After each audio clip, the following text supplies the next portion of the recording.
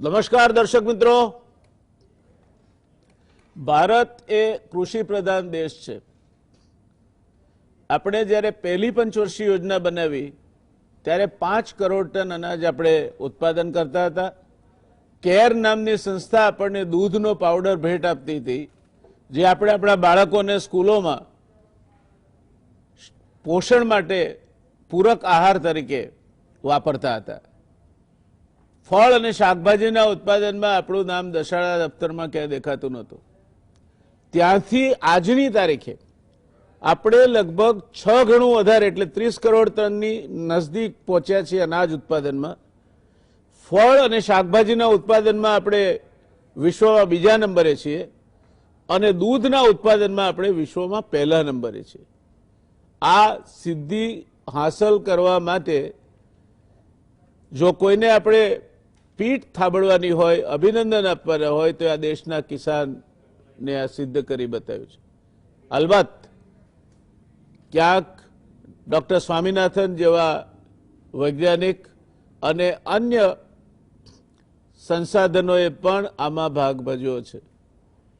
આજે એ ક્ષેત્ર જે ક્ષેત્ર લગભગ આ દેશમાં 60% જેટલી ગ્રામીણ વસ્તીને સ્પર્શે છે, આપણને ફૂડ સિક્યોરિટી જેને કહેવાય, અન્ન સ્વાવલંબન માટે આપણને એ મદદ કરે છે। આજે PL 480ના ઘઉં ભીખ માગીને આપણે નથી ખાવા પડતા, ઓસ્ટ્રેલિયન માઇલો જુવાર નથી ખાવી પડતી, રેશનિંગની દુકાને લાગતી લાઈનો આ માટે અદ્રશ્ય થઈ છે। તેવા સમય કૃષિને લગતા કેટલાક બિલ, કેટલાક મુદ્દાઓ લઈને સરકાર આ વખતના સત્રમાં સંસદમાં આવી છે। કેન્દ્ર સરકાર સંસદના વર્તમાન સત્રમાં કિસાન સંબંધિત 3 બિલ પસાર કર્યા છે। તેના વિરોધમાં દેશના કિસાનો સરકારે રજૂ કરેલા 3 બિલનો વિરોધ કરી રહ્યા છે। તેમાં NDA સરકારના એક સાથી પક્ષ શિરોમણી અકાલી દળનો પણ સમાવેશ થાય છે। સાંસદ સુખબીરસિંહ બાદલે કહ્યું છે કે અમે આ બિલનો વિરોધ કરીએ છીએ, જેની અસર 20 લાખ ખેડૂતો પર પડશે। આઝાદી પછી દરેક રાજ્યોએ તેની યોજના બનાવી। પંજાબ સરકારે કૃષિ ક્ષેત્રે છેલ્લા 50 વર્ષની અંદર ઘણી સારી વસ્તુઓ કરી છે। પંજાબના ખેડૂતો ખેતીને પોતાનું બાળક માને છે। પંજાબ દેશના લોકો માટે પોતાના પાણીનું પણ બલિદાન આપે છે। હરસિમરન કૌર બાદલે કહ્યું કે મેં ખેડૂત વિરોધી વટહુકમો અને કાયદાના વિરોધમાં કેન્દ્રીય મંત્રીમંડળમાંથી રાજીનામું આપ્યું છે। તેમને તેમની પુત્રી અને બહેન તરીકે ખેડૂતોની સાથે ઊભા રહેવાનો ગર્વ છે। એસપીના એસપી હસને કહ્યું કે તેઓ ઘણા દિવસોથી આ સાંભળી રહ્યા છે કે ખેડૂતની આવક બમણી થઈ જશે, પરંતુ જ્યારે તેના હાથમાં કંઈ નથી તો આવક કેવી રીતે બમણી થશે। હસને કહ્યું કે સરકાર તેની પીઠ થાબડી રહી છે, પરંતુ તેનો જવાબ પણ આપવો જોઈએ કે જો આવું થાય છે તો ખેડૂતો આત્મહત્યા કેમ કરે છે। એ હકીકત છે કે આ દેશમાં દર 40 મિનિટે એક યુવાન અને દર 55 મિનિટે એક કિસાન આત્મહત્યા કરે છે। 3 બિલ છે। The farmers produce trade and commerce bill, એટલે ખેડૂતે પોતાના કૃષિ ઉત્પાદનો વેચવા અંગેનો આ કાયદો છે।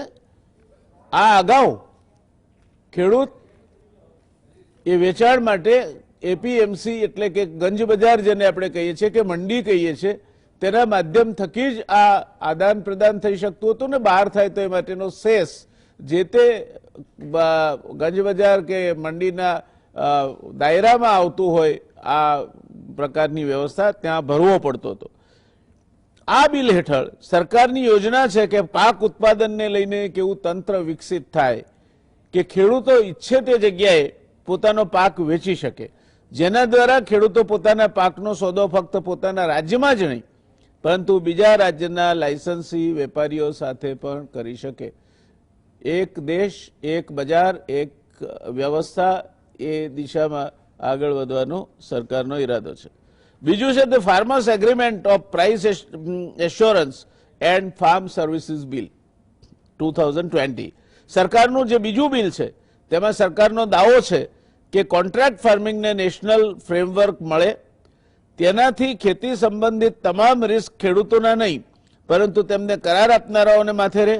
બીજો મોટો લાભ એ રહે કે ખેડૂતને પોતાના ઉત્પાદનોના માર્કેટિંગ પર ખર્ચ નહીં થાય અને દલાલ ખતમ થશે. સરકારની કોશિશ છે કે જે પણ એગ્રી બિઝનેસ કંપનીઓ છે કે હોલસેલર્સ, એક્સપોર્ટર્સ અને રિટેલર્સ છે, ખેડૂતો તેમની સાથે પોતે એગ્રીમેન્ટ કરીને પરસ્પર કિંમતો નક્કી કરશે અને પાક વેચશે. આમ ગંજબજારની જે વ્યવસ્થા હતી એ વ્યવસ્થાની બહાર આ બધું જ થઈ શકશે. ખેડૂતોને પાકનો યોગ્ય ભાવ મળશે. વિવાદ થશે તો સમય મર્યાદામાં તેના ઉકેલની પ્રભાવી વ્યવસ્થા હશે. બોનસ કે પ્રીમિયમની જોગવાઈ હશે. જે આજે દૂધ ઉત્પાદકોને બોનસ આપવામાં આવે છે તે પ્રકારની વાત છે. The essential commodities amendment bill 2020 જરૂરી વસ્તુઓ સંશોધન બિલ 1955માં આ કાયદો સુધારો કરવા માંગે છે અને જોગવાઈઓની વ્યાખ્યા કરે છે. સરકારે તેની જોગવાઈઓમાંથી અનાજ, દાળ, ખાદ્ય તેલો, ડુંગળી, બટાકાને જરૂરી વસ્તુની સૂચિમાંથી હટાવ્યા છે. તેની પાછળનો તર્ક એ છે કે સરકાર સામાન્ય અવસ્થામાં તેનો સંગ્રહ કરવા અને વિતરણ કરવા પર પોતાનું નિયંત્રણ રાખી શકશે નહીં, જેના દ્વારા ફૂડ સપ્લાય ચેનને આધુનિક બનાવવામાં આવશે અને સાથે સાથે કિંમતોમાં સ્થિરતા જાળવી રખાશે. જ્યારે શાકભાજીઓના ભાવ બમણા થઈ જશે કે ખરાબ ન થનારા પાકની રિટેલ કિંમત 50% વધી જશે તો સ્ટોક લિમિટ લાગુ થશે. પરંતુ યુદ્ધ અને આફત સમયની સ્થિતિઓમાં કેન્દ્ર સરકાર પુનઃ નિયંત્રણ પોતાના હાથમાં લેશે. એનો અર્થ એ કે આ જેને સ્ટોક નિયંત્રણમાંથી મુક્તિ આપી એને બે સંયોગોમાં પાછી સરકાર એના ઉપર તરાપ મારી શકે. જો ભાવમાં 50% કરતાં વધારે વધારો થાય અથવા યુદ્ધ કે કોઈ એવી પરિસ્થિતિનું નિર્માણ થાય જેમાં એ આફતની પરિસ્થિતિમાં સરકારે આ સ્ટોક પર નિયંત્રણ રાખવા માટેના પોતાના અધિકાર અબાધિત રાખ્યા છે. એટલે અંશતઃ એમણે કંટ્રોલ પોતાના હાથમાં રાખ્યો છે. મહદઅંશે એ અનાજ, દાળ, કઠોળ, બટાકા, ડુંગળી આ બધા ઉપરથી નિયંત્રણો હટી ગયા છે. આની શું અસર થશે અને આટલો બધો વિરોધ કેમ થાય છે? આજે એક કેન્દ્રીય મંત્રી અકાલી દળ કે સહયોગી છે આ સરકારનું અને એના તરફથી કેન્દ્રમાં જે મંત્રી છે તે મંત્રીએ કેમ રાજીનામું આપ્યું? હરસિમરત કૌરને શું કહેવાનું છે? બાદલને શું કહેવાનું છે? પંજાબ એ એક સમય તો ગ્રેનરી ઓફ ઇન્ડિયા તરીકે જાણીતું હતું ને આજે પણ ઘઉં અને અનાજના ઉત્પાદનમાં પંજાબનું મોટું પ્રદાન છે. પંજાબના ખેડૂતો એ આ દિશામાં ખરેખર આપણને ફૂડ સિક્યોરિટીના દિશામાં લઈ જવામાં ઘણો મોટો ભાગ ભજવ્યો છે. ત્યારે આ ત્રણેય બિલનો વિરોધ કેમ થાય છે? ત્રણેય બિલમાં સારું શું છે? ત્રણેય બિલમાં તકલીફો શું છે? એની એક તટસ્થ ચર્ચા રાજનીતિથી સંપૂર્ણ ઉપર ઉઠીને એક સામાન્ય નાગરિક તરીકે, તમે ખેડૂત હો, તમે વપરાશકાર હો અને તમે વેપારી હો, તો આ કાયદાઓની શું અસર થશે એની ચર્ચા કરવા માટે આપણે આજે ત્રણ નિષ્ણાતોની એક પેનલ આપણી પાસે છે. સાગરભાઈ રબારી એ ટેલિવિઝન ચેનલો માટે નવું નામ નથી. દરેક ચેનલમાં તમે ક્યારેક ને ક્યારેક સાગરભાઈને જોઈ શકો છો અને એ જ બતાવે છે કે એમની વિષય નિષ્ણાત તરીકે પોતાના વિષય પર પકડ કેટલી છે. એ પ્રમુખ છે ખેડૂત એકતા મંચના અને એ રીતે કિસાનોનું પ્રતિનિધિત્વ કરે છે. ડોક્ટર હેમંતભાઈ શાહ એ પણ ગુજરાત સમાચાર ટેલિવિઝનના દર્શકો માટે નવું નામ નથી. એક વરિષ્ઠ અર્થશાસ્ત્રી છે, શિક્ષણવિદ છે. પ્રવીણભાઈ આહિર મારા સહયોગી, જાતે ખેતી પણ કરે છે, ખેડૂત પણ છે અને આ વિષયના એક અચ્છા અભ્યાસુ છે. ખેતી સાથે જોડાયેલી બાબતો અંગે પ્રવીણભાઈ સારી એવી જાણકારી પોતાની પાસે રાખે છે. આ પેનલને આપણે આજે આ પ્રશ્ન પૂછવો છે. શરૂઆત કરીએ હેમંતભાઈ આપથી, કારણ કે આપ આમાં વરિષ્ઠ છો અને અર્થશાસ્ત્રી અને વિદ્વાન તરીકે પેલો સ્વદેશે પૂજ્યતે રાજા વિદ્વાન સર્વત્ર પૂજ્યતે એમ અમે આપને આ ચર્ચાની શરૂઆત કરવા નિમંત્રણ આપીએ છીએ. આ ત્રણેય બિલમાં સારું શું છે અને મુશ્કેલીઓ શું છે? કેમ એનો આટલો વિરોધ થાય છે? એ વિરોધ સાચો કેટલો છે, રાજકારણના રંગે રંગાયેલો કેટલો છે? ઓવર ટુ યુ હેમંતભાઈ. આભાર વ્યાસ સાહેબ, મારા માટે જે આપે શબ્દો વાપર્યા તે માટે. જે 3 વટહુકમો બહાર પાડવામાં આવ્યા, એ ત્રણેય વટહુકમો આમ જુઓ તો આ દેશમાં 1991માં જે નવી આર્થિક નીતિ આવી, ઉદારીકરણ અને ખાનગીકરણની અથવા વૈશ્વિકીકરણની, એના ભાગરૂપે ખેતી ક્ષેત્રે સુધારા કરવાના હતા, ઘણા બાકી હતા, ઘણા થયા. તો આ જે 3 વટહુકમો આવ્યા છે, મને લાગે છે કે એ ખેત પેદાશોના ખરીદ વેચાણની બાબતમાં સરકાર પોતે પોતાની જે દખલગીરી છે એ ઓછી કરવા માંગે છે, અને આમ જુઓ તો એ બજાર ઉપર વધારે આધાર રાખવા માંગે છે, એમ ચોક્કસ કહી શકાય.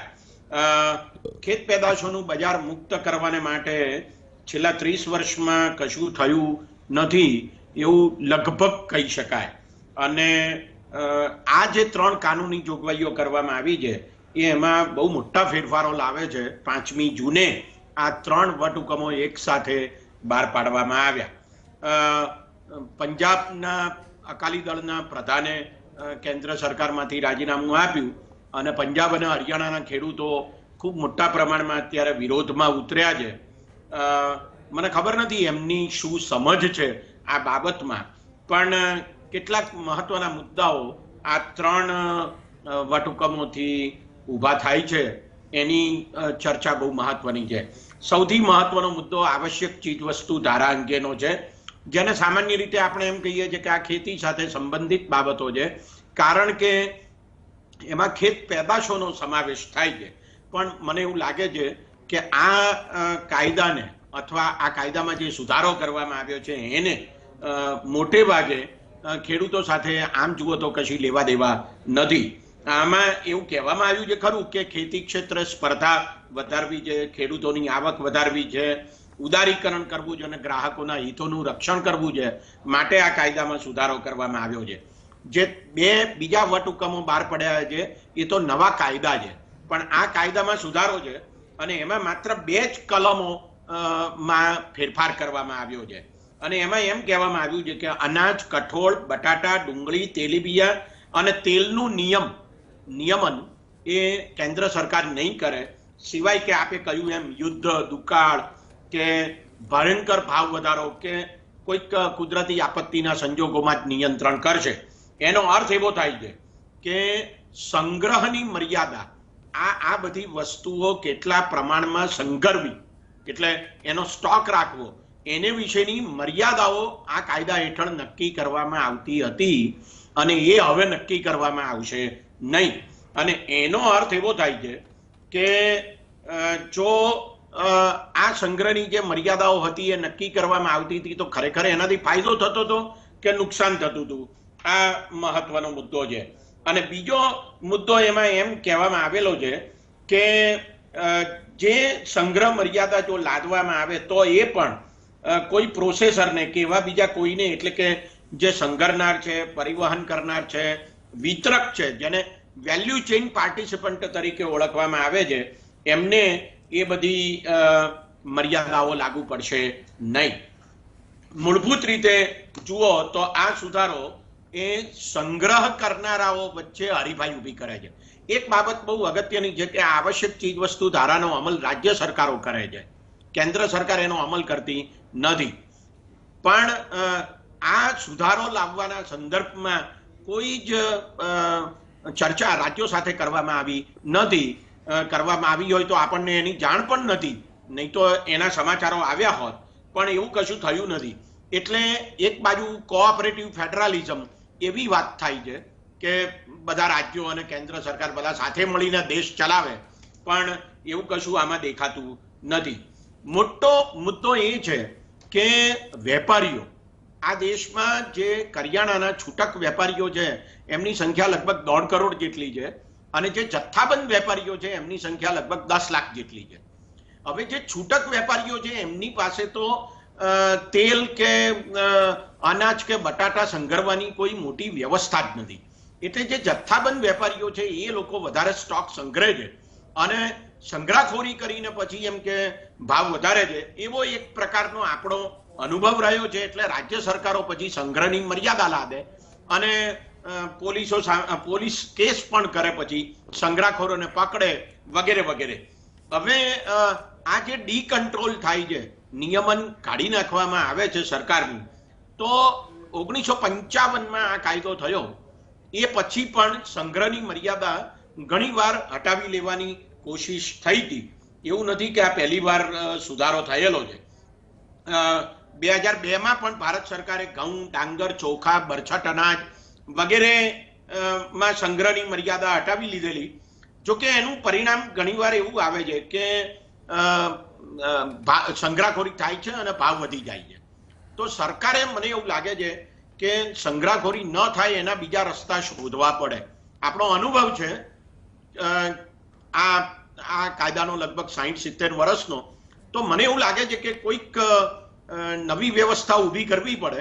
પણ સંગ્રહની મર્યાદા બાજુ પર મૂકી દો તો મને એવું લાગે છે કે સંગ્રહ કરનારાઓ વચ્ચે હવે હરીફાઈ થશે અને એને પરિણામે કોણ કેટલો લાભ ખેડૂતોને આપે છે એ મોટો સવાલ ઊભો થાય છે. આ કાયદો જ્યારે લાવવામાં આવ્યો ત્યારે એમ કહેવામાં આવતું હતું કે આપણે ત્યાં 5 કરોડ ટન અનાજ માંડ પકવીએ છીએ. હવે આપણે તો લગભગ 29-30 કરોડ ટન અનાજ પકવીએ છીએ. તો એ અછતની પરિસ્થિતિમાંથી આપણે બહાર આવી ગયા છીએ. ત્યારે આવી સંગ્રહની મર્યાદાઓ લાદવાની કોઈ જરૂર નથી એમ કહેવામાં આવે છે. જે બીજો કાયદો ખરેખર લાવવામાં આવ્યો છે એ કાયદો ખેત પેદાશ વેપાર વાણિજ્ય પ્રોત્સાહન અને સરળીકરણ હુકમ છે. અને એમાં એમ કહેવામાં આવ્યું છે કે રાજ્યો વચ્ચે જે વેપાર થાય છે એ વેપારને માં જે નિયંત્રણો હોય એ નિયંત્રણો જતા રહેશે. અને બીજો અગત્યનો મુદ્દો એમાં કહેવામાં આવ્યો છે કે જે ખરીદ વેચાણ ઉપરના નિયંત્રણો છે એ પણ જતા રહેશે. આનો સીધો સાદો અર્થ એ છે કે એપીએમસીમાં જે ખરીદ વેચાણ થાય છે, ખેડૂતો વેચવા આવે છે, વેપારીઓ ખરીદે છે, એ વ્યવસ્થાની બહાર જે ખરીદી થશે, જેને આ કાયદામાં ટ્રેડ એરિયા તરીકે ઓળખવામાં આવે છે, તો એ એરિયામાં જો ખરીદી થશે તો કોઈ ફી ચૂકવવાની રહેશે નહીં. એપીએમસીમાં ફી લાગે છે અને એ ફીની આવક રાજ્ય સરકારોને પણ થાય છે. એટલે પરિણામ એ આવે છે કે આમાંથી રાજ્ય સરકારોની જે કંઈ આવક થતી હશે એમાં ઘટાડો થવાની સંભાવના છે. રાજ્ય સરકારોને આને વિશે પૂછવામાં આવ્યું નથી. મુદ્દો હવે મહત્વનો ત્યાં આવે છે. આ જે કંઈ વિરોધ થાય છે તે શાને માટે થાય છે? કે દલીલ આવી થાય છે કે જો એપીએમસીમાંથી સરકારનું ફૂડ કોર્પોરેશન ઓફ ઇન્ડિયા ખરીદી કરે છે અને ખાસ કરીને ઘઉં અને ચોખાની, કે જેને માટે આપણે રાઈસ બાઉલ અથવા વ્હીટ બાઉલ તરીકે હરિયાણા અને પંજાબને ઓળખીએ છીએ અને ત્યાં જ વિરોધ થઈ રહ્યો છે, તો જે લઘુત્તમ ટેકાના ભાવથી ખરીદી થાય છે એ લઘુત્તમ ટેકાના ભાવથી ખરીદી કરવાનું જ ધીમે ધીમે બંધ થઈ જશે જો એપીએમસીને માટે જે વ્યવસ્થાઓ અત્યારે ઊભી થયેલી છે એ વ્યવસ્થાઓ જ ઓછી થઈ જાય અને એપીએમસીની બહાર વધારે પડતું ખરીદ વેચાણ થાય. આ ડર મને લાગે છે કે કદાચ થોડો વધારે પડતો છે. એનું કારણ એ છે કે લઘુત્તમ ટેકાના ભાવથી જે ખરીદી થાય છે એ 100% એપીએમસીમાં થાય છે અથવા ખેડૂતો બધું જ વેચાણ પોતાના પાકનું એપીએમસીમાં કરે છે. આ તો એક ભ્રમ છે. ખરેખર તો જે હકીકત છે તે એ છે કે એપીએમસીની બહાર પણ ખરીદીઓ થાય છે ખેડૂતો પાસેથી.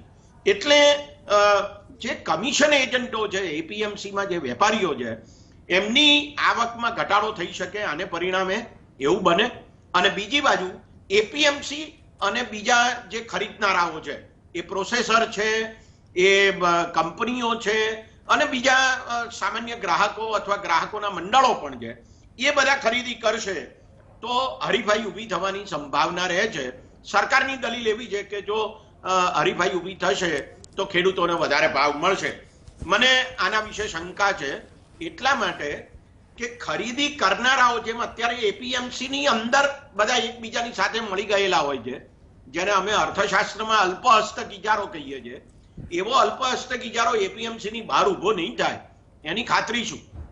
એટલે સવાલ ત્યાં આવીને અટકે છે કે આપણે એવું ધારી લઈએ છીએ ઓકે, કે હરીફાઈ થશે થેન્ક તો યુ. ખેડૂતોને લાભ થશે. હેમંતભાઈ, આ તમારી વિધાન ઉપર આપણે સીધા જઈએ સાગરભાઈ પાસે કે આ જે અલ્પહિત મોનોપોલીની વાત કરી હેમંતભાઈએ, અને એનો ખરેખર લાભ ખેડૂતોને મળશે કે કેમ એ બાબતમાં પણ એમણે શંકા વ્યક્ત કરી.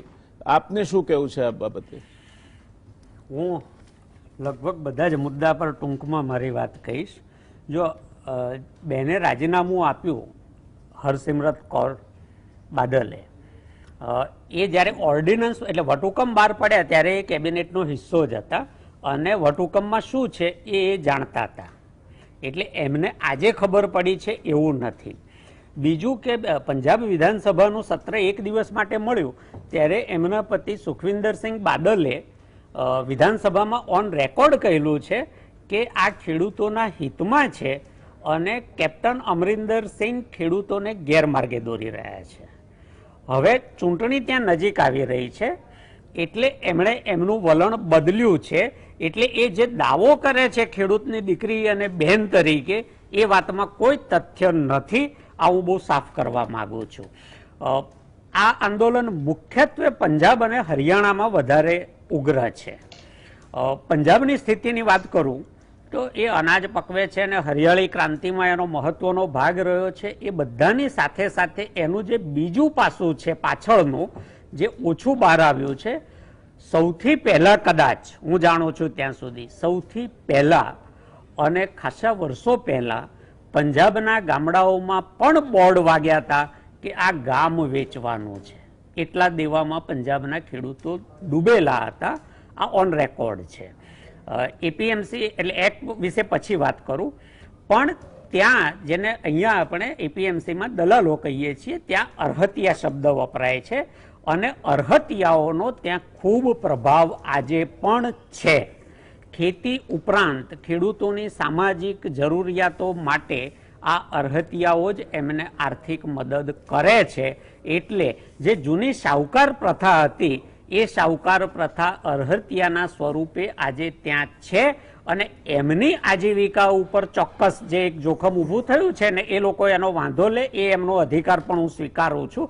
એની સાથે સાથે એ કહું છું કે 12 લાખ ખેડૂત પરિવારો પંજાબમાં છે, 28,000 નોંધાયેલા અર્હતિયા છે ત્યાંના એપીએમસીના, અને પંજાબમાં ખેડૂતના માથે 8.5% બોજ એપીએમસીમાં પડે છે.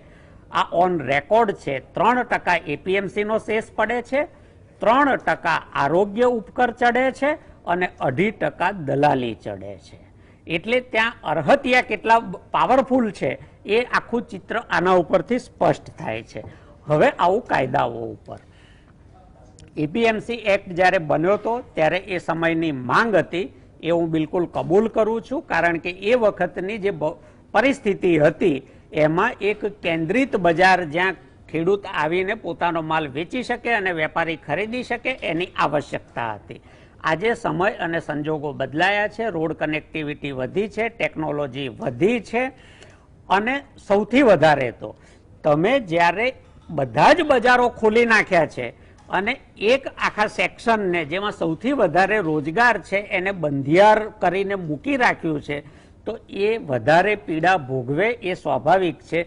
એટલે કાં તો બધાને સરખા એક વાતાવરણમાં રાખો, કાં તો બધા માટે સ્પર્ધાત્મક કરો, કાં તો બધા માટે સંરક્ષણાત્મક કરો. એટલે જે લોંગ ઓવરડ્યુ એગ્રીકલ્ચર રિફોર્મની વાત થતી હતી, હું પી ચિદમ્બરમને પણ નિયમિત વાંચું છું. ગયા રવિવારનો જ એમનો આર્ટિકલ છે કે આ ઘણા સમયથી કરવા લાયક સુધારાઓ છે જેની જરૂર છે. એમણે જે વાંધો લીધો હતો એને એમનો વાંધો પણ વ્યાજબી છે કે ફેડરલ ડેમોક્રેટિક સ્ટ્રક્ચરમાં જે પ્રક્રિયા થવી જોઈએ એ પ્રક્રિયા થઈ નથી, એ એમનો વાંધો છે. અને ત્યાં સરકારની ક્યાંક ને ક્યાંક ચૂક થઈ છે, એ પણ એટલું જ સાચું છે. બીજી વાત એટલે એપીએમસી એક્ટમાં સુધારો થવાથી ખેડૂતને પોતાનો માલ મુક્ત મને વેચવાની એક છૂટ મળે છે. અત્યાર સુધી એક જ જગ્યાએ અનેક વેચનારાઓની હરીફાઈ થતી હતી, એના બદલે ખરીદનારાઓની પણ હરીફાઈ થશે. એ પણ એટલી જ સાચી વાત છે. ખેડૂત બાર વેચતો હતો, પણ એપીએમસી વાળા તો શેષ લેતા જ હતા, એક યા બીજા સ્વરૂપે રસ્તામાં રોકીને લેતા હતા અને એ વસૂલ કરતા હતા, અને ખરીદનાર પણ એ ખેડૂતના માથેથી બાદ કરીને જ પોતાનો ભાવ નક્કી કરતો હતો. બે પરિસ્થિતિમાં ફરક છે વ્યાસ સાહેબ.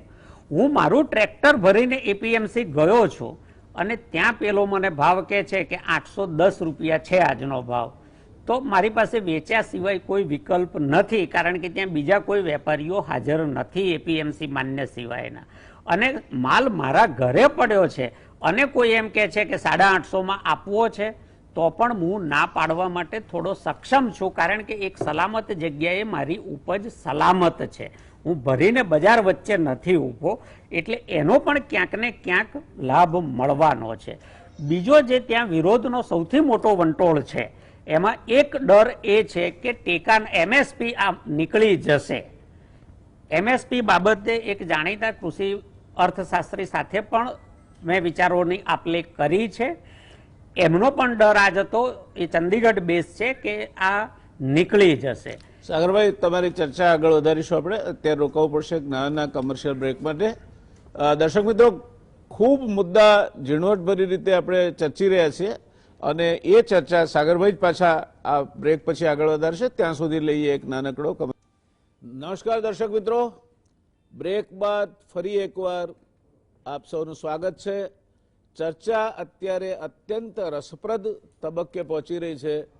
સાગરભાઈ, જ્યાંથી આપે બાકી મૂક્યું હતું ત્યાંથી આપ આગળ વધારો, પછી આગળ ચાલીએ આપણે. છેલ્લે હું જે કૃષિ અર્થશાસ્ત્રીની વાત કરતો હતો, એમનો ડર એ હતો કે ટેકાના ભાવો નીકળી જશે.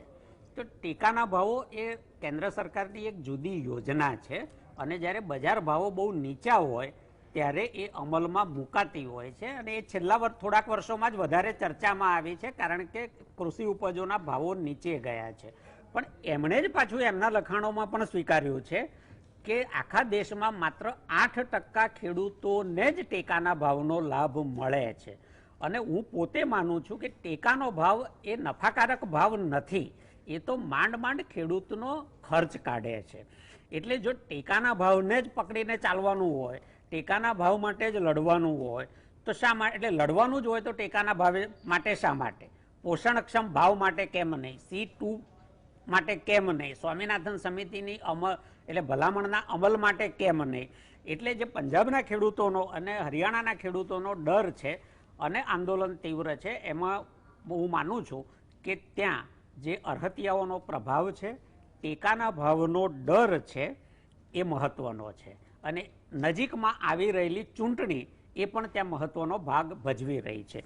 એ પછી એસેન્શિયલ કોમોડિટીઝ એક્ટનો, તો આ એક્ટમાં એટલે ખેડૂતો પર બહુ પ્રભાવ નથી પડવાનો, એ વાત સાચી, પણ પ્રભાવ પડવાનો છે એ પણ સાચું છે.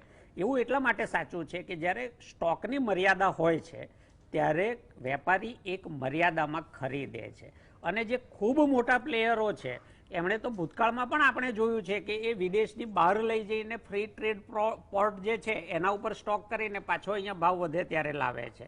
એટલે એમને તો આવી કોઈ મર્યાદાઓ નડતી નહોતી. ખરીદનારાઓમાં સ્ટોક કરવાની થોડી હરીફાઈ થશે તો એનો લાભ પણ ક્યાંક ને ક્યાંક ખેડૂતને થોડો મળશે, એવું હું માનું છું. બીજું કે એ જ્યારે કાયદો બન્યો ને એમાં કૃષિ ઉપજોને સમાવી, ત્યારે આપણનો ભૂતકાળનો 56 દુકાળનો કે એક તરફ ઈસ્ટ ઇન્ડિયા કંપનીના ગોડાઉનો ભરેલા પડ્યા હતા ને બીજી બાજુ લાખો લોકો ભૂખમરાથી મર્યા હતા, એ ડર પણ હતો. એણે એમાં કામ કર્યું હતું, અને એ વખતે આપણા કૃષિ ઉત્પાદનો પણ ખૂબ ઓછા હતા, એટલે એ સમયની જરૂરિયાત હતી. એ વખતે એ ખોટો નહોતો, પણ આજે પરિસ્થિતિ બદલાઈ છે, આપણા કૃષિ ઉત્પાદનો ખૂબ વધ્યા છે, કેટલીક બાબતોમાં આપણે નિકાસ કરવાના તબક્કામાં પ્રવેશ્યા છીએ. એવા સંજોગોમાં એમાં થોડી હરીફાઈ ઊભી થાય તો ક્યાંક ને ક્યાંક એનો ખેડૂતને લાભ મળશે, એવું હું માનું છું. ત્રીજો જે કાયદો છે કોન્ટ્રાક્ટ ફાર્મિંગનો, હવે કોન્ટ્રાક્ટ ફાર્મિંગ નહોતું થતું એવું નથી, ગુજરાતમાં પણ થાય છે ને બીજા રાજ્યોમાં પણ થતું જ હતું. કોન્ટ્રાક્ટ ફાર્મિંગમાં જે ડર બતાવાય છે કે ખેડૂત ખેત મજૂર થઈ જશે. હું એમાં બહુ સાફ કરવા માંગુ છું કે ખેડૂતની જમીનની માલિકી બદલાતી નથી, ખેડૂતની પાસે જ રહે છે. એમાં જે જોગવાઈ છે તે એ છે કે જ્યારે કંપની અથવા તો જે ખરીદનાર છે એ અને ખેડૂત બેની વચ્ચે એક સહમતિથી કરાર થાય છે કે ખેડૂત જે પણ ઉત્પાદન કરે તે એક ચોક્કસ ભાવે પેલો વેપારી ખરીદશે. ખેડૂત માટે એમાં સારી વાત એ છે કે એ બજાર ભાવની બાબતમાં નિશ્ચિત છે કે હું જેટલું ઉત્પાદન કરું એ આ ભાવે ખરીદાવાનું જ છે. એટલે એ એકમાત્ર ધ્યાન પોતાનું કેન્દ્રિત કરે છે વધુમાં વધુ ઉત્પાદન કરવા ઉપર. ભાવ બજારમાં નીચો જાય તો પણ એને એ ભાવ મળે છે અને ભાવ ઊંચો જાય ક્યારેક તો પણ એને એ ભાવ મળે છે. એટલે એમાં જમીનની માલિકી બદલાતી નથી. એટલે ખેડૂત ખેતમજૂર બની જતો નથી. આજે પણ એ પોતાના ખેતરમાં મજૂરી કરીને પકવીને કોઈક વેપારીને જ વેચે છે. કયા વેપારીને વેચવાનું છે એ આજે એની પાસે નિશ્ચિત નથી. એ સંજોગોમાં એની પાસે નિશ્ચિત છે કે મારે મારું ઉત્પાદન આ વેપારીને કે આ કંપનીને વેચવાનું છે. આ ત્રણની સાથે સાથે ગઈકાલનો જ એક દાખલો આપીને હું મારી વાત પૂરી કરીશ. બીજો જે ફાર્મર્સ પ્રોડ્યુસર્સ કંપની એક્ટ આવ્યો અને પ્રોડ્યુસર્સ કંપનીઓ બની. મહારાષ્ટ્રમાં સારા પ્રમાણમાં, એટલે મહારાષ્ટ્રના ખેડૂતો ગુજરાતના ખેડૂતો કરતાં આ બાબતમાં આગળ છે, ખાસા પ્રગતિશીલ છે. એમણે ઘણી પ્રોડ્યુસર્સ કંપનીઓ બનાવી અને એનું ફેડરેશન પણ બનાવ્યું. અને ડુંગળી જ્યારે બજારમાં સસ્તી હતી ત્યારે એમણે એમના સભ્યો ઉપરાંત બીજા ખેડૂતોની ડુંગળી પણ મોટા પ્રમાણમાં ખરીદી. એ કંપનીનું આખું જે ફેડરેશન છે એણે સ્ટોરેજ વ્યવસ્થા ઊભી કરી છે. અને ગઈકાલે એમણે પૂના અને મુંબઈના બજારમાં 40,000 ટન ડુંગળી ઊંચા ભાવે વેચી છે. એટલે ખેડૂતને 2 વાર એના સભ્યોને ફાયદો મળ્યો છે. પહેલાં જે બજાર ભાવ હતો એ મળ્યો અને અત્યારે જે નફો થયો એ પણ પાછો એના સભ્યો પાસે જવાનો છે. એટલે આ બધા જ કાયદાઓ જે સુધારા થઈ રહ્યા છે એને સમગ્રતામાં જોવા જોઈએ. ચાહે એ એમએસપી એટલે એપીએમસી એક્ટ હોય, કોન્ટ્રાક્ટ ફાર્મિંગ એક્ટ હોય, એસેન્શિયલ કોમોડિટી એક્ટ હોય.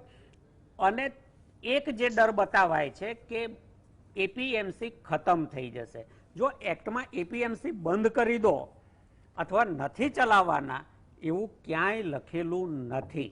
હા, એપીએમસીની મોનોપોલી ખતમ થાય છે, એણે સ્પર્ધાત્મક બનવું પડશે અને એપીએમસી પાસે વધારે સારી સેવાઓ આપવા માટેનું મારું એક સૂચન એ પણ છે જીએસટીવી અને આપના માધ્યમથી કે એમની પાસે જગ્યાઓ છે, ફંડ છે, સરકારની યોજનાઓ છે. એવા સંજોગોમાં ખેડૂતોને ગ્રેડિંગ, પેકિંગ, સ્ટોરેજ એવી વેલ્યુ એડિશનની સુવિધાઓ જો એ પૂરી પાડશે તો વધારે ને વધારે ખેડૂતો એ તરફ જશે. અને એક નોંધાયેલી સહકારી સંસ્થાની રિસિપ્ટ પર ખેડૂતને માલ નહીં પણ વેચવો હોય તો એ બેંક લોન પણ લઈ શકશે. એટલે એપીએમસીને પણ વધારે જો એને ખરેખર દીર્ઘદ્રષ્ટિ દાખવીને વિકસવું હોય તો એને પોતાનો થોડો રસ્તો બદલવો પડશે અને માત્ર લે વેચની દલાલીમાંથી બહાર નીકળીને વેલ્યુ એડિશનની ખેડૂતોને સારી સગવડો પૂરી પાડવામાં જો એ જાય તો એ એપીએમસીના પણ હિતમાં છે અને ખેડૂતોના પણ હિતમાં છે.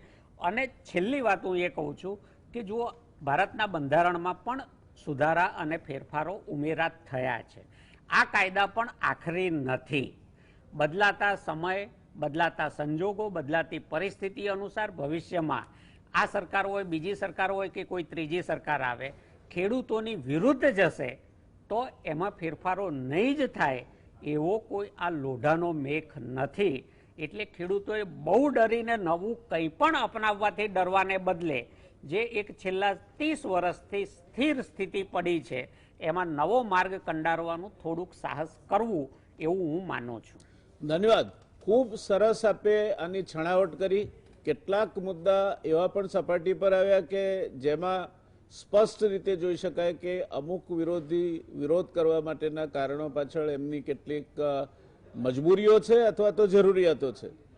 મૂળ વાત એ છે સાગરભાઈ કે માનસ શાસ્ત્રનો, મનોવિજ્ઞાનનો પાયાનો સિદ્ધાંત છે કે કોઈ પણ બદલાવ અને જેટલા લાંબા સમય પછી થાય તેટલો વધારે એના સામે વિરોધ આવે શરૂઆતમાં.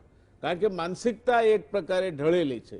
એટલે જેમ જેમ સત્ય સમજાતું જાય તેમ તેમ એ વિરોધ શમતો જશે. બીજું, એપીએમસીમાં પણ મહદઅંશે અત્યારે એ સહકારી કાયદો એટલો બધો રાજકીયકરણ એનું કરી નાખ્યું છે કે એપીએમસીમાં આપ જે બધું કહો છો જો દૂધ ઉત્પાદનમાં એ સફળ થયું, પણ અત્યારે ડેરીઓ હવે વિનાશના માર્ગે જઈ રહી હોય એવા સમાચાર મળે છે. પણ કોમોડિટીઝમાં એ નિષ્ફળ ગયું. એ જ સહકારી પ્રયોગ ગ્રોફેડ ને નાફેડ ને આ બધામાં નહીં ચાલ્યો, કારણ કે જ્યાં ભાવ વધઘટ થાય છે ત્યાં અત્યંત પારદર્શક પ્રમાણિકતા વાળા વહીવટદાર જોઈએ. એ કુરિયન કે ત્રિભુવનદાસ જે કરી શકતા હતા તે કદાચ ડેરીના આજના વહીવટદારો નથી કરી શકતા. કુરિયન કે ત્રિભુવનદાસને સહકારી તંત્ર દખલ નહોતું કરતું, જે આજે સહકારી તંત્ર સંપૂર્ણ અલિપ્ત છે એમ કહી શકાય એમ નથી. એટલે આજની પરિસ્થિતિ એવી છે કે જેમાં સ્વાભાવિક રીતે આપણે આ બધી જ બાબતે ઉદ્દેશ સારો છે. ભારત સરકારની આ કાયદાઓ લાવવા પાછળની ઉદ્દેશને કોઈ રીતે જેને મેન્સરિયા કે ગુનાહિત મનોવૃત્તિથી લાવવામાં આવ્યા હોય, અથવા ખેડૂતના હિતને ગીરવે મૂકવા માટે લાવવામાં આવ્યા હોય, અથવા તો કોઈને નિશ્ચિત માણસને મદદ કરવા માટે લાવવામાં આવ્યા, આવું દેખાતું નથી. પણ અત્યાર સુધીનો જે આપણો અનુભવ છે આ તંત્રનો, આપ કહો છો એપીએમસી વેલ્યુ એડિશનની વ્યવસ્થાઓ કરે, આપ જાણો છો હમણાં કેટલાક એપીએમસીઓના પ્રકરણો કઈ રીતના ચગી રહ્યા છે. એટલે આ બધી વાતો હવેનો જે ફાલ આવ્યો છે સહકારી આગેવાનોનો, સહકારી તંત્રનો, અને સહકારી તંત્ર ઉપર સહકાર વિભાગના નિયમનનો, એમાં એ કદાચ અશક્ય નહીં હોય, મુશ્કેલ તો છે જ. પ્રવીણભાઈ, આપની પાસે આવું. આપે આખી ચર્ચા સાંભળી, લગભગ બધા ત્રણે ત્રણ કાયદાઓ વિશે જેને થ્રેડબેર કહેવાય, તલસ્પર્શી ચર્ચા થઈ છે. કેટલાક મુદ્દાઓ આપે પણ નોંધ્યા હશે. શું માનવું છે આપનું? જી વ્યાસ સાહેબ, જે સાગરભાઈ અને વડીલ હેમંત સરે જે વાત કરી, ઓવરઓલ જે સાગરભાઈએ છેલ્લી લાઈન ગઈ હતી કે હવે 30 વર્ષથી સ્ટેબલ સ્થિતિ છે તો સાહસ કરવું જોઈએ નવી કેડી કંડાળવાનું. હવે સાહસ પછી, કેમ કે નવી પોલિસી આવી રહી છે, નવું એમેન્ડમેન્ટ આવી રહ્યું છે, આપણે કૃષિ પ્રધાન દેશ છીએ વ્યાસ સાહેબ, તો એ પરિસ્થિતિમાં એક વાત તો છે ને કે સ્થિતિ ભવિષ્યમાં સુધારવા માટે કાલ સવારે તો થઈ જવાનું નથી. અત્યારે પરિસ્થિતિ ચલો એમએસપીના કારણે ચલો વિરોધ થઈ રહ્યો છે, ખતમ થઈ જશે, એપીએમસી એક્ટ ખતમ થઈ જશે, આ બધી વસ્તુઓને ચૂંટણી સાથે પણ સાંકળી, એ પણ છે કારણ.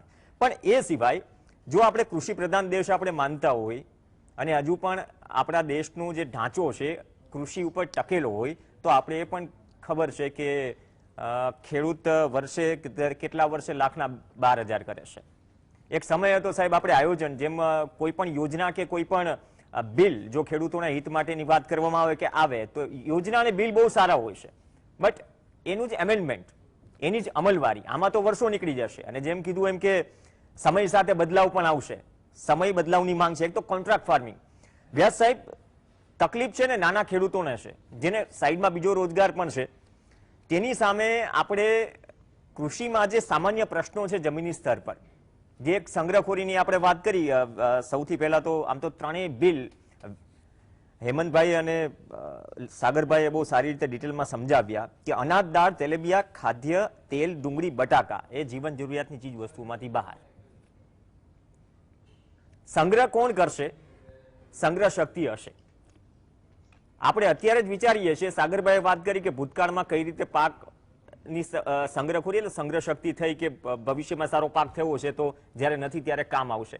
સાહેબ એક નાનું ઉદાહરણ એ પણ છે, આપણે જાણીએ છીએ કે ગુજરાતમાં ગોચરનો મુદ્દો નહીં લઉં, પણ જ્યારે ભૂતકાળમાં સારા વર્ષો થતા, આ મુદ્દો સાંકળું એટલા માટે છે કે આગોતરું આયોજન કોઈ પણ વસ્તુનું, ઘાસિયા મેદાનમાં સાહેબ ઘાસ કપાઈ જતું, ઘાસડીઓ છે ને પેક થઈ જતી ગોડાઉનમાં, વ્યવસ્થા હતી. 2 વર્ષ પહેલા 3 વર્ષ પહેલા એવો સમય આવ્યો આપણે ગુજરાતમાંથી બહારથી ઘાસ મંગાવવું પડ્યું. હતું આયોજન, સંગ્રહ શક્તિ હોત તો થઈ જાત. એ જ રીતે આ તમામ વસ્તુઓ જો બહાર ગઈ છે, જીવન જરૂરિયાતની વસ્તુઓ, સંગ્રહ શક્તિ કોણ કરશે? જેની પાસે સંગ્રહ શક્તિ હશે. અને જે ફેડરલ માર્કેટની વાત કરી સાગરભાઈએ કે આવનાર સમયમાં આપણે વન નેશન વન માર્કેટની વાત કરતા હોય કે કૃષિને કંઈક અલગ લેવલ ઉપર લઈ જવાની વાત કરતા હોઈએ, તો પછી કોન્ટ્રાક્ટ ફાર્મિંગમાં ચલો ફાયદો છે તો ફાયદો છે, પણ ખેતી કરશે કોણ? ભાવો છે, ભાવ આજે પણ જાણીએ છીએ કે એમએસપી ને બધું છે એ પૂરતા ભાવ નથી. જે સજેસ્ટ થાય છે, આપણે એગ્રી કોસ્ટ સાહેબ એટલી બધી વધી ગઈ છે કે આપણે દિવસે ને દિવસે એમ કહીએ કે ખેડૂતો ઓછા થઈ રહ્યા છે, ખેતી લાયક જમીન ઓછી થઈ રહી છે, ખેતી ઘટી ગઈ છે. તો જો એક તર્ક અપાતો હોય કે ખેતીને પ્રોત્સાહન મળશે, ખેતી કરનારાઓ વધશે, હવે અહીંયા સવાલ એ પણ છે, ખેતી કરનારાઓ વધશે કે ખેતી કરાવનારાઓ વધશે? કેમ કે જે નાના ખેડૂતો છે તો ઓલરેડી ખેત મજૂરોની સ્થિતિમાં છે. તો આ પરિસ્થિતિમાં જમીની સ્તર પર એનું કન્ટ્રીબ્યુશન અને એની સુરક્ષા એપીએમસી બહાર થશે તો એ બધી વસ્તુઓ થશે કે નહીં? નિયંત્રણ જરૂરી છે સાહેબ. નિયંત્રણ નથી એમેન્ડમેન્ટમાં કે અમલવારીમાં. આપણે જે અધિક માસ આવે છે આ વર્ષે છે એમ દરેક વખતે અધિક માસ જ હોય છે. આપણે ગુજરાતનું સાહેબ નાનું એક્ઝામ્પલ લઈ લઈએ કે કોઈ પણ યોજનાઓ, પીએમ ફસલ યોજના હોય કે સારી ભાવાંતર યોજના તો અહીંયા છે નહીં, પણ કોઈ પણ ખેડૂતો માટે યોજના આવે ફોર એન એક્ઝામ્પલ, એ યોજના સાહેબ અમલવારીમાં એટલી કાચી હોય છે. આ 3 બિલ ને એ તો રેફરન્સમાં 2-5 વર્ષે 10 વર્ષે ખબર પડશે આ વિરોધ વચ્ચે જે બદલાવ થાય કે ખબર છે કે 5 કે 7 કે 8 જિલ્લાઓમાંથી આ તકલીફ રહેવાની છે, અહીંયાથી જ તકલીફ આવવાની છે. સાહેબ એ પોકેટ્સ નથી સચવાતા, લોકલ લેવલના ઇશ્યુઝ કે ખેડૂતોના પ્રશ્નો નથી સચવાતા કે સોલ્યુશન નથી આવતું અથવા સમહાવ સોલ્યુશન નથી લવાતું. તો સાહેબ આપણે ક્યાં આપણે પૈસા ખર્ચીએ છીએ, જે યોજનાઓમાં પૈસા નાખીએ છીએ? આજે દરેક સાહેબ એક નાની વાત છે, આપણે દરેક વખતે ડિબેટ કરીએ તો મધ્યમ વર્ગને એમ થાય કે કેમ ખેડૂતો વિશે ચર્ચા થાય છે, કેમ ખેડૂતો માંગ કરે છે, કે ખેડૂતોને જ કેમ પરેશાની હોય છે. પણ જે એકચ્યુઅલ જે દેખાડાય છે અને તેની અમલવારી સામે જે ખરેખર છે અને હાથમાં આવે છે એ 1,12,000 જેવું છે આજની ખેતીમાં. જેને 400-500 વીઘાની ખેતી કરે છે એનો સવાલ નથી, એની પાસે સંગ્રહ શક્તિ પણ હશે, પણ મોસ્ટ ઓફ જે નાના ખેડૂતો છે, જે ગ્રામ્ય વ્યવસ્થા છે, લોકડાઉનમાં ટ્રેક્ટરો વધુ વેચાણા આપણે જાણીએ છીએ, પણ એ જે ગ્રામ્ય વ્યવસ્થા છે એ ગ્રામ્ય વ્યવસ્થા અને ગ્રામ્ય વ્યવસ્થાની જે એનર્જી છે એને સિંચીને આપણે જો આવનાર સમયમાં કંઈક ખેતીમાં બદલાવ કે ક્રાંતિકારી નિર્ણય કરવા જતા હોય તો આ 3 બિલમાં સાગરભાઈએ કહ્યું એમ બદલાવ જરૂરી છે, પણ બદલાવ કર્યા બાદ સાહેબ એનું ઇમ્પ્લિમેન્ટેશન આપણે કયા લેવલથી કરશું અને જ્યાં તકલીફ આવશે તો એના નિયંત્રણ માટે આપણી પાસે કયા વિકલ્પો છે? જે કેડીની વાત કરી કે આ કેડી કંડાળીશું, અહીંયા તકલીફ પડી તો એના માટે પ્લાન બી છે કે સી છે સરકાર પાસે. સરકાર તો બદલાતી રહેશે આવનાર સમયમાં. સ્વામિનાથન પંચની આપણે દરેક વખતે વાત કરીએ છીએ, એ ભલામણો આજે પણ જોઈએ સાહેબ કેટલી લાગુ થઈ, કેટલી બાકી છે. તો દરેક જગ્યાએ સ્થિતિ, પંજાબ હરિયાણામાં સ્થિતિ અલગ છે ખેડૂતોની, ગુજરાતમાં સ્થિતિ અલગ છે, દક્ષિણ ભારતમાં થોડી સ્થિતિ અલગ છે, નોર્થ ઇસ્ટમાં સ્થિતિ અલગ છે. પણ નિયંત્રણ સાહેબ સરકારનું તો હોવું કદાચ આ લેવલે જેટલું કમાન્ડ હોવું એટલું જરૂરી છે. બાકી આમાં પણ જે કોર્પોરેટ ટચ આપો, વાંધો નહીં, કોર્પોરેટ ટચ આપો, પણ પછી એમ થાય કે ચલો કોર્પોરેટ ટચમાં જે ભૂતકાળમાં થયું એ જ કોર્પોરેટ ટચમાં જો એગ્રી ચડી જાય તો એક્ઝેક્ટ એગ્રી માટે જે ફાયદો આપણે વિચારીએ છીએ એ કદાચ નહીં મળે. થેન્ક યુ, ધન્યવાદ. દર્શક મિત્રો, જે મૂળ વાત છે એ ખેડૂતને કેન્દ્ર સ્થાને રાખીને આપણે વિચારવી જોઈએ. કાયદાને કેન્દ્ર સ્થાને રાખીને આપણે ચર્ચા કરી, તો ખેડૂતને કેન્દ્ર સ્થાને રાખીને વિચારીએ આપણે તો આ દેશમાં 99% ખેડૂત નાના કે માર્જિનલ ખેડૂત છે. અને હજુ એ જમીનોના આ જ કૃષિ મંત્રાલયે વિઝન 2030 કરીને અહેવાલ બહાર પાડ્યો છે. એમાં એ લોકોએ સ્વીકાર્યું છે કે 2030ની સાલ સુધીમાં સાગરભાઈ સરેરાશ વિસ્તાર ફાર્મનો, ખેતરનો 3,000 ચોરસ મીટર હશે. હવે આ 3,000 ચોરસ મીટરના ખેતરમાં એવી કેવી એમએસપી તમે આપશો કે ખેડૂતને એની કોસ્ટ પણ મળી રહે? કારણ કે જેમ જેમ નાની થતી જાય છે ખેતરની એનો વિસ્તાર, એમ એના ઇનપુટ કોસ્ટ પર એરિયા એ વધતા જાય છે. અને વધતા જાય છે એટલે 3,000 ચોરસ મીટરના પ્લોટમાં તમે ઘઉં પકવશો તો કદાચ તમને 3,000 રૂપિયા 20 કિલો પડશે. એ કોઈ એમએસપી કરવાની છે કવર એને? અને એટલા માટે હું હંમેશા કહું છું કે જ્યાં સુધી દૂધની માફક કૃષિમાં ખેડૂતને એના ઉત્પાદન ક્યારે વેચવા, કોને વેચવા, કયા ભાવે વેચવા અને વેલ્યુ એડિશન કરીને વેચવા માટેનો અધિકાર ખેડૂતના હાથમાં નહીં હોય ત્યાં સુધી આ કોઈ વ્યવસ્થામાં ખેડૂતનું ભલું થાય એવું દેખાતું નથી. જો આઈટીસી આટો વેચી શકતું હોય તો ખેડૂત શું કરવા ઘઉં વેચે? કેમ એ આટો, મેદો કે એના વેલ્યુ એડેડ પ્રોડક્ટ્સ ના વેચે? આપણે સારી વાત કરી કે ડુંગળી વેચીને 40,000 ટન એનો જે સહકારી સંઘ છે એણે એક વખત કિંમત પણ આપી, હવે બોનસ પણ આપશે. તો બીજી બધી ઉત્પાદનો માટે પણ મૂળ જરૂરિયાત છે બ્રાન્ડ નેમની. તો આપણી પાસે અમૂલ જેવું મોટું બ્રાન્ડ નેમ છે, તો આ દિશામાં કેમ નથી વિચારાતું? એટલે અત્યારની જે પોલિસી છે એ મારું પોતાનું એવું વ્યક્તિગત માનવું છે, પોલિસી સારી છે, નિયમ પ્રમાણે છે, ખેડૂતનું ભલું વિચારીને કરવામાં આવેલી છે, પણ માત્ર વાસ્તવિકતાથી દૂર રહીને કરવામાં આવેલી કોઈ પણ નીતિ જમીન ઉપર ઉતારશો ત્યારે એનો જે લાભાર્થી છે ત્યાં સુધી લાભ પહોંચાડવામાં સફળ નહીં થાય. ચર્ચાનો મુદ્દો આ છે અને એટલે હેમંતભાઈ હું આપની પાસે આવું છું કે with the decreasing sizes of the farm, જે agriculture fragmentation of the agriculture land જે થઈ રહ્યું છે અને ખેતરની સરેરાશ જે વિસ્તાર છે તે ઘટતો ચાલ્યો છે. આજે 45% જમીન તો નોન યુટિલાઇઝેબલ એગ્રીકલ્ચર લેન્ડ છે, કારણ કે ક્યાંક શેઢા, ક્યાંક નાળિયા, ક્યાંક ગાડાવાટ એમાં ગઈ છે. આ પરિસ્થિતિનો ઉકેલ માટેની ચિંતા કરવી પહેલા જોઈએ કે આ બાકીની બધી બાબતોની, આ બધી જ બાબતો જો તમારો ખેડૂત મિનિમમ ઇકોનોમિક સાઇઝ પ્રમાણે મિનિમમ ઇકોનોમિક પ્રોડક્શન નહીં કરી શકે તો આનો કોઈ જ અર્થ રહેવાનો નથી. એ વાત સાથે આપ સંમત છો? આપણે બહુ ગંભીર મુદ્દો ઉઠાવ્યો છે અને વાત સાચી કે ખેતરોનું જે કદ છે એ બહુ જ નાનું છે અને એને પરિણામે જે કંઈ ઉત્પાદન થાય છે એ વધારે ખર્ચે થાય છે. એટલે જેને આપણે સરેરાશ ખર્ચ લઘુત્તમ કહીએ એવું થતું નથી અને પછી જ્યારે એ વેચવા જાય છે ત્યારે એને ભાવ મળતા નથી. એટલે આ બહુ પેચીદી સમસ્યા છે. પણ એમાં તો જમીનનું માર્કેટ એ પણ એક બહુ મહત્વનો મુદ્દો છે. હું અત્યારે એની ચર્ચામાં જતો નથી, પણ ખેડૂતો બધું જ થઈ શકે છે. એ પત્રકાર પણ થઈ શકે, એ પ્રોફેસર પણ થઈ શકે, એ એન્જિનિયર થઈ શકે, એ ડોક્ટર થઈ શકે, એ આર્કિટેક્ટ થઈ શકે, બધું જ થઈ શકે. પણ જો આ બધાને ખેડૂત થવું હોય તો ખેડૂત ના થઈ શકે એવા પ્રકારના નિયંત્રણો અત્યારે આખા દેશમાં છે. આ ચર્ચાનો મુદ્દો છે. મને એવું લાગે છે કે એમાં ફેરફાર કરવાની આવશ્યકતા છે. પણ આ જે 3 કાયદાઓ છે એના સંદર્ભમાં હું તદ્દન નાની વાત કહી દઉં. એક વાત કે જે કરારી ખેતીનો મુદ્દો છે તેમાં એવું છે કે 2007માં અને 2017માં 2 વખત જે મોડેલ એક્ટ ભારત સરકારે ઘડ્યા, જેને આધારે રાજ્ય સરકારોએ પોતાના કાયદા કરવાના હોય અથવા તો નિયમો ઘડવાના હોય, એ નથી થયું બરાબર. કે જેમાં કરારી ખેતીનો મુદ્દો છે, કોન્ટ્રાક્ટ ફાર્મિંગનો મુદ્દો છે. ગુજરાત સરકારે 2005માં પરિપત્ર બહાર પાડેલો છે કરારી ખેતી અંગેનો અને કરારી ખેતી તો પેપ્સીએ પંજાબમાં એ આપણે નવી આર્થિક નીતિની શરૂઆત કરી પછી તરતમાં શરૂ કરી હતી. આ જૂનો મુદ્દો છે. કરારથી એક ખેડૂત કરાર કરે છે તેથી એ પોતાની જમીનનો માલિક મટી જાય છે અને ખેતમજૂર બની જાય છે એવું નથી. અને બીજો મુદ્દો કે હું ખેડૂત છું તો મારે કોઈની સાથે કરાર કરવો કે ના કરવો એને માટે હું સ્વતંત્ર છું. આ બાબત વધારે મહત્વની છે. બીજો મુદ્દો જે મારે કહેવો છે તે એ છે કે આપણે આવશ્યક ચીજ વસ્તુ ધારા હેઠળ સ્ટોકની જે મર્યાદાઓ નક્કી કરેલી એમાં આપણે આટલા વર્ષો જીવ્યા છીએ. હવે એમાં થોડો બદલાવ આવે તો આપણે જોઈએ 2-5 વર્ષ કે શું પરિસ્થિતિ થાય છે અને એને આધારે નક્કી કરીએ કે પહેલા સારું હતું કે અત્યારે સારું હતું. અત્યારે જે મુસીબત છે એ તો એક હકીકત છે. અને એપીએમસી નો જે મુદ્દો છે એ મુદ્દો પણ ધ્યાનમાં રાખવા જેવો છે. 6% કે 8% જેટલા ખેડૂતોને ભાવ મળે છે, લઘુત્તમ ટેકાના ભાવ, અને એ ટેકો છે, એ નફો નથી.